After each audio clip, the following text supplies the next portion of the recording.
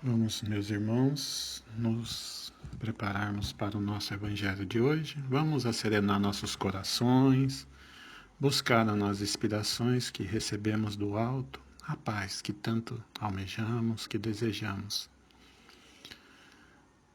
Que possamos unir nossos corações em torno de um Evangelho, para que assim consigamos alimentar com esse pão espiritual que sacia a nossa sede de saber, de conhecimento, de aquisições de bens espirituais.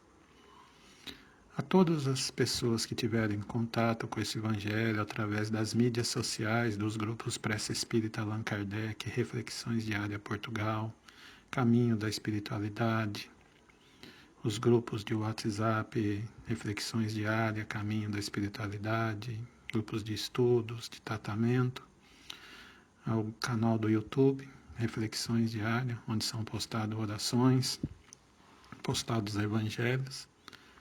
Todos aqueles que de alguma forma interagem conosco, pedem orações, aconselhamentos, orientações, que todos que tenham acesso a esse Evangelho possam receber a divina bênção que vem do alto. Mestre querido amado Jesus, abençoe o nosso estudo de hoje e que possamos dar início ao nosso estudo. Vamos iniciar com uma mensagem do livro Vinha de Luz, de Chico Xavier, pelo Espírito de Emmanuel. Vida conjugal. Assim também vós, cada um, em particular, ame a sua própria mulher como a si mesmo, e a mulher reverencie o seu marido. Está nas cartas de Paulo a Efésios 5,33.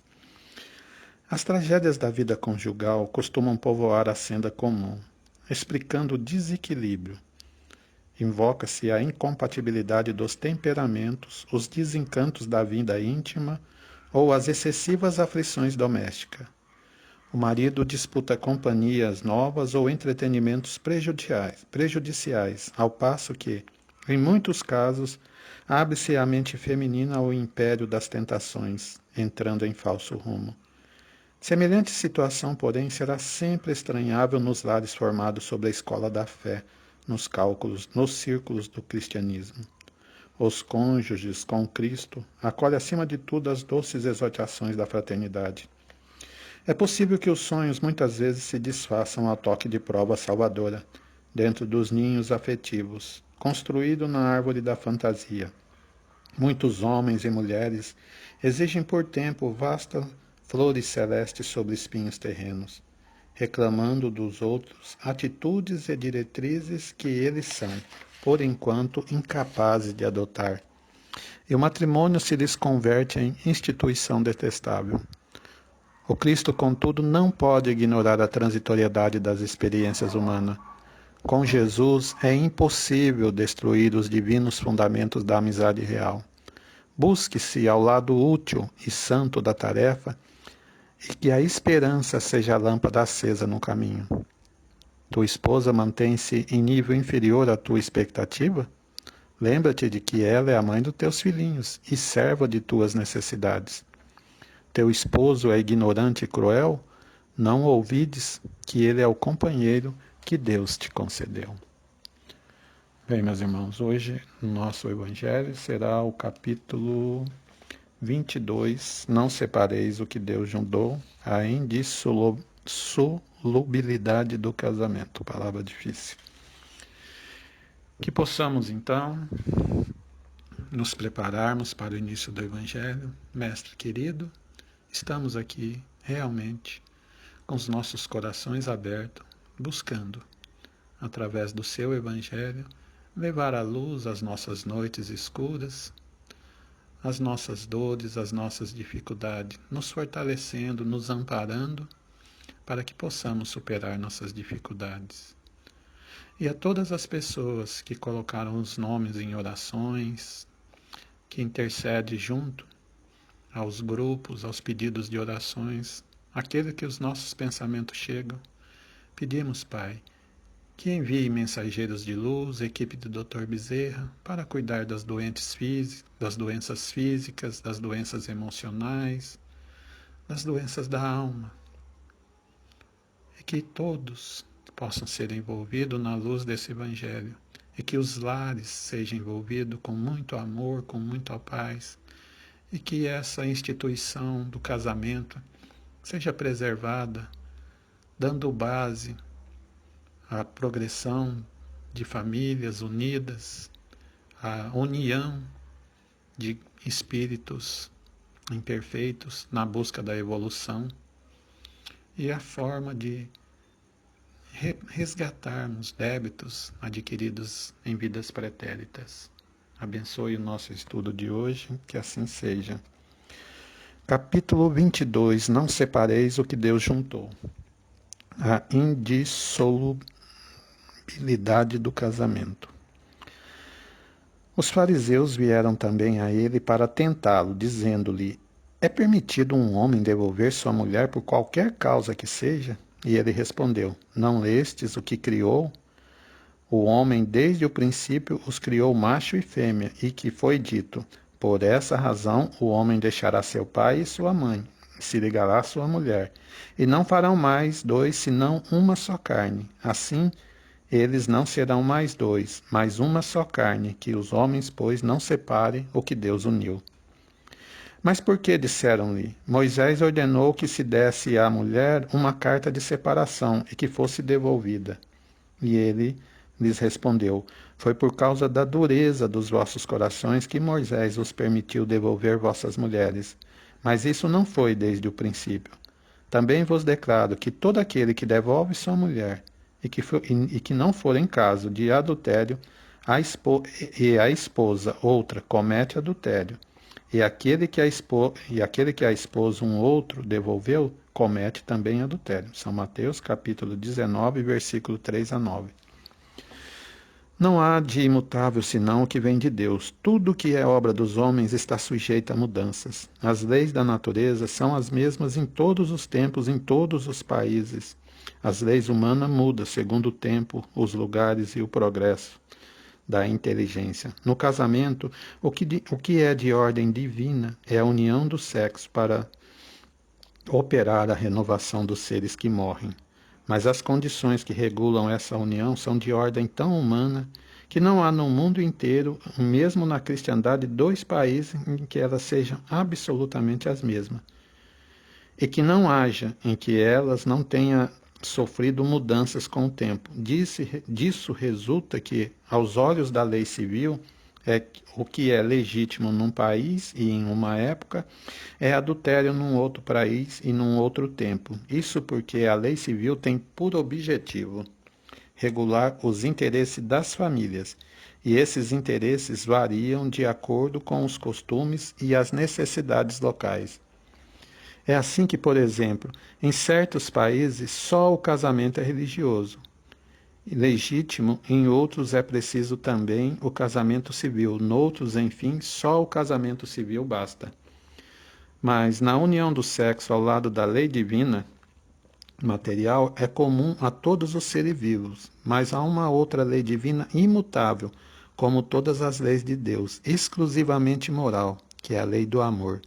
Deus quis que os seres estivessem unidos não somente pelos laços da carne, mas pelos laços da alma, a fim de que a afeição mútua dos esposos se transportasse para seus filhos e que eles fossem dois em lugar de um, amá-los, a cuidá-los, a fazê-los progredir. Nas condições ordinárias do casamento foi levada essa conta, a lei do amor. De nenhum modo, o que se consulta não é a afeição dos seres, que um mútuo sentimento atrai para o outro, uma vez que o mais frequentemente se rompe essa afeição. O que se procura não é a satisfação do coração, mas a do orgulho, da vaidade e da cupidez. Numa palavra, de todos os interesses materiais, quando tudo está bem, segundo esses interesses, disse que o casamento é conveniente. Quando as bolsas estão bem combinadas, disse que os esposos os estão igualmente e devem ser bem felizes. Mas nem a lei civil, nem os compromissos que ela faz contrair podem suprir a lei do amor. Se esta lei não preside a união, disso resulta que frequentemente o que se une à força se separa por si mesmo, que o juramento que se pronuncia ao pé do altar torna-se um perjúrio se dito como uma fórmula banal. Daí, as uniões infelizes que acabam por tornar-se criminosas, dupla infelicidade que se evitaria nas condições dos casamentos, se não fizesse abstração da lei única que sancione aos olhos de Deus, a lei do amor, quando Deus disse: Vós não sereis senão a mesma carne, e quando Jesus disse: Vós não separeis o que Deus uniu. Isso deve entender da união segundo a lei imutável de Deus, e não segundo a lei variáveis dos homens. A lei civil, pois é supérflua e é preciso retornar ao casamento segundo a natureza. Não certamente a lei civil tem o objetivo de regular as relações sociais e os interesses da família, segundo a exigência da civilização. Eis porque ela é útil e necessária, mais variável e deve ser previdente, porque o homem civilizado não pode viver como um selvagem. Mas nada, absolutamente nada, se opõe a que seja o corolário da lei de Deus. Os obstáculos para o cumprimento da lei divina resultam dos preconceitos e não da lei civil. Esses preconceitos, se bem ainda vivazes, já perderam seu império entre os povos esclarecidos. Eles desaparecerão com o progresso moral, que abrirá, enfim, os olhos sobre os males sem número, as faltas, os próprios crimes que resultam da uniões contraída, tendo em vista unicamente os interesses materiais. E se perguntará um dia se é mais humano, mais caridoso, mais moral unir indissoluvelmente uns aos outros seres que não podem viver junto, do que lhe dás a liberdade, se a perspectiva de uma cadeia indissolúvel não aumenta o número das uniões irregulares. Bom, vamos então aos nossos comentários. No estudo do nosso Evangelho de hoje, do capítulo 22, não separeis o que Deus juntou, né? Indissolubilidade do casamento. Nas perguntas dos fariseus a Jesus, será permitido a um homem despedir sua mulher por qualquer motivo? Jesus responde: o homem deixará o pai e a mãe e se ligará à sua mulher, e serão dois numa só carne. Está em Mateus 19, 3 a 9. Assim já não serão duas, mas uma só carne. Não separe, pois, não separe, pois, o homem que o Deus juntou. Quando, na época, né, a pergunta feita a Jesus não questionava a condição do divórcio, que o divórcio era praticado na época, né? Era uma coisa natural. O homem, quando não aceitava a mulher, ele fazia uma carta, né? Tornava público. A segurança da mulher era os dotes dados em casamento que o homem devolvia como uma condição para a mulher que fosse separada ter de sobrevivência, né? Mas ali era uma batalha de informações, né? Os fariseus, os doutores da lei, queriam saber, na realidade, do conhecimento e da posição de Jesus sobre o assunto. E quando ele pergunta, né? Quando eles fazem essa pergunta, no fundo, no interior, né? Intrínseco estava, eles queriam saber a posição de Jesus sobre a interpretação dessa lei, porque na época existia duas escolas que interpretavam essa lei diferentemente, né? Porque essa lei estava contida no livro de Deuteronômios, no capítulo 24, onde Moisés estabeleceu a possibilidade do divórcio. Só que, com o passar do tempo, criou-se duas escolas que interpretaram essa lei de Deuteronômio de duas formas. Uma escola mais tradicional, vamos dizer assim, Shammai, né? Shammai, que era que o homem só poderia devolver a esposa em caso de adultério ou em caso que a mulher impedisse ele de seguir as leis mosaicas. E existia uma outra linha, né, de outra escola de Léo, que permitia em qualquer situação, bastava que ele quisesse devolvê-la, ele poderia.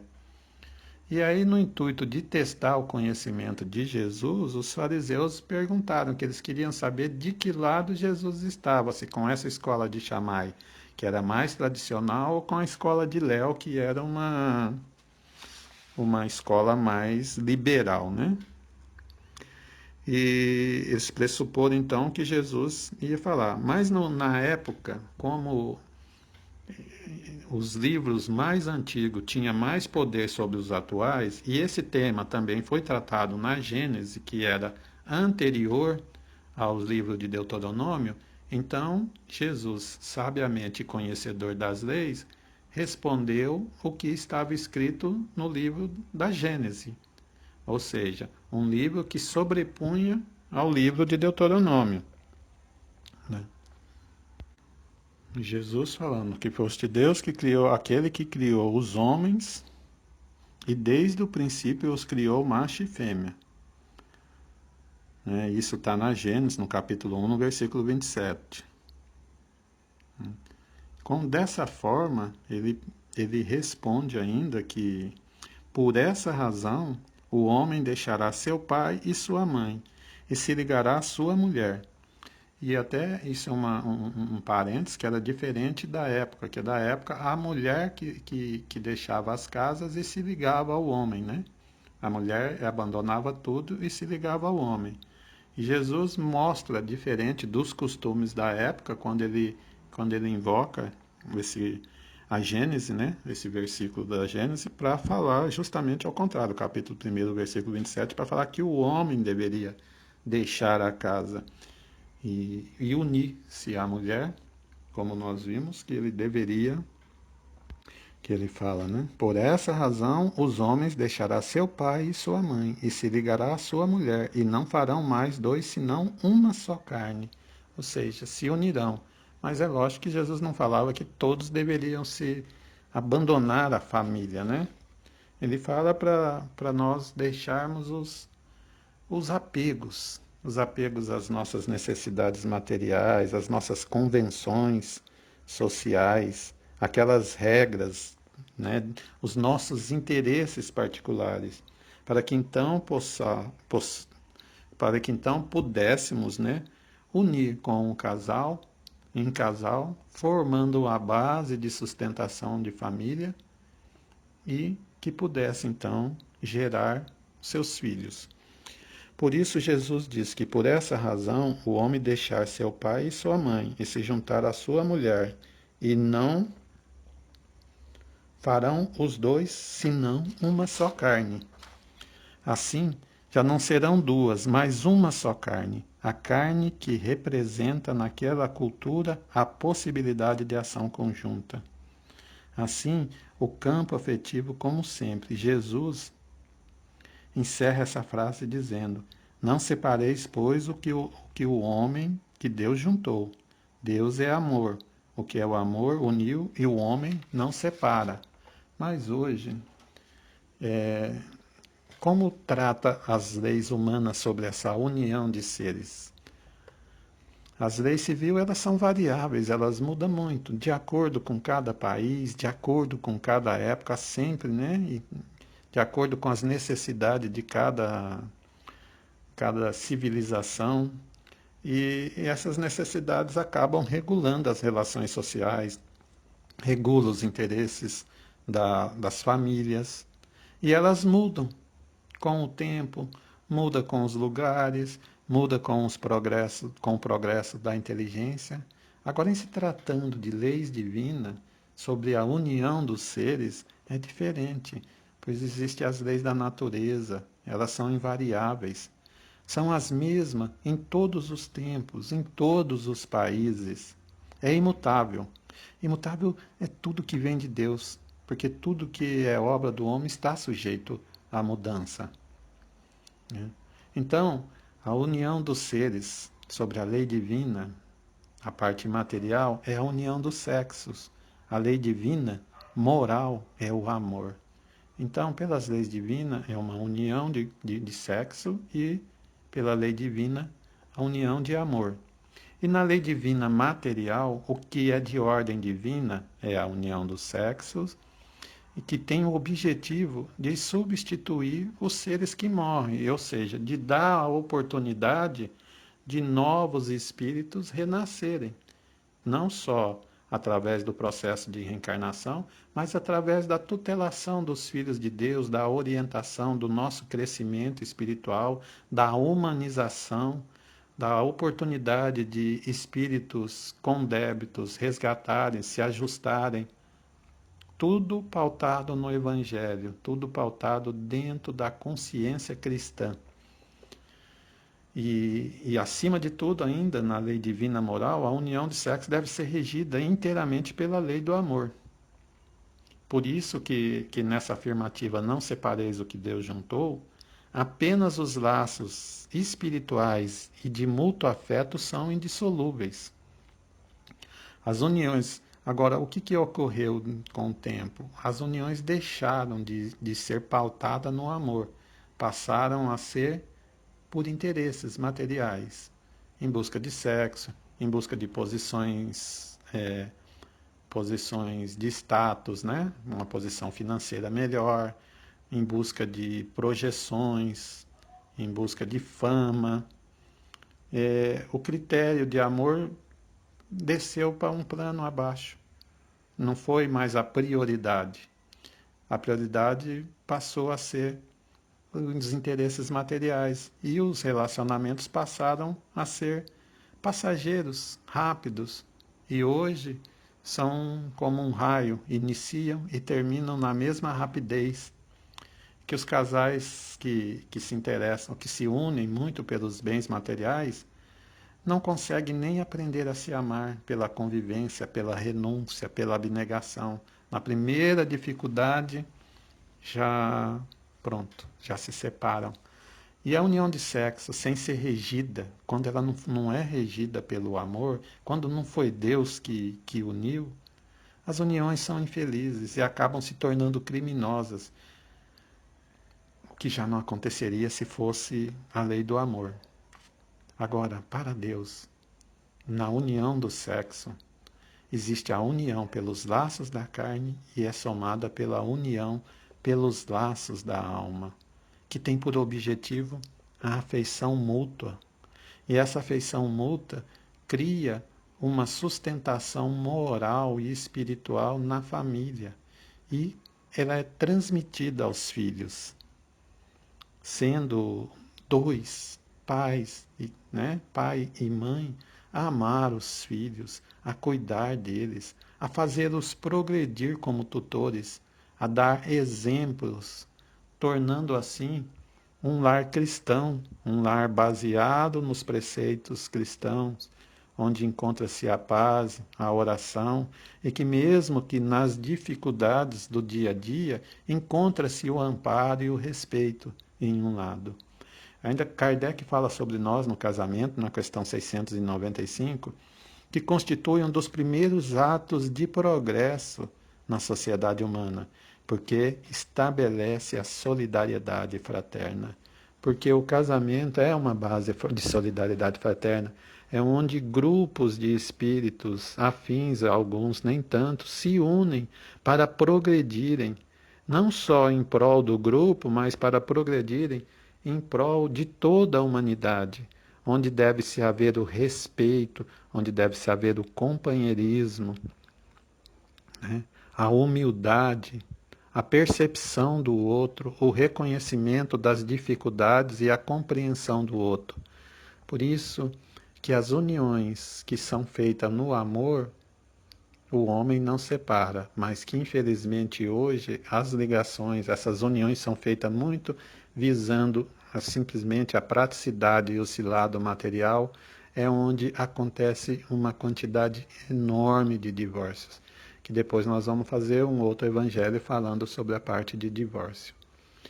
E que possamos, mestre amado querido, nesse evangelho de hoje, pedir a bênção para todos os casais que se amam, que se encontram em dificuldades, que estão no processo de separação, que estão no processo de retorno, que todos possam ser abençoados pelo seu amor, que todos possam receber a bênção divina, que esses casais tenham a verdadeira compreensão da luz da fraternidade, que possam cuidar e amparar seus filhos queridos, dando exemplo do amor, da persistência, da humildade, da paciência. Ninguém chega até nós ao acaso. Que possamos nós, com os nossos pensamentos elevados, fazer uma oração ao nosso cônjuge. A mulher faz ao marido, o marido faz à esposa. Aqueles que estão em conflito, que se perdoem, que se analisem, que se abracem. Aqueles que estão querendo retornar, que se abracem, que se perdoem também. O perdão é a base de tudo. Que possamos ter um pouco mais de paciência e que possamos restabelecer do devido valor essa instituição casamento, que é uma sustentação moral para as famílias, em consequência para a humanidade. Deus Pai de amor e misericórdia, pedimos que estenda a mão sobre as águas aqui postas, colocando nela um lenitivo para o nosso corpo físico, corpo espiritual, para as nossas doenças emocionais, que esses lenitivos sejam retirados das plantas medicinais, do sol, da lua, de toda energia positiva, e que possamos, no seu amor, atender a todos. Pai de amor, misericórdia e bondade, olha por nós, olha por todos os aflitos, pelos doentes, por aqueles que estão sofrendo, que estão desesperados, sentindo necessidade de um pão, que não têm o que comer, não têm um alimento. Olha, Pai, por cada um daqueles que sofrem desesperado. Olha para os doentes do corpo e doente da alma. Abençoe a cada um. Pai nosso que estais no céu, santificado seja o vosso nome, venha a nós o vosso reino, seja feita a vossa vontade, assim na terra como no céu. O pão nosso de cada dia nos dai hoje, perdoai nossas ofensas, assim como nós perdoamos a quem nos tem ofendido. Não nos deixeis cair em tentação, mas livra-nos do mal. Amém. Graças a Deus.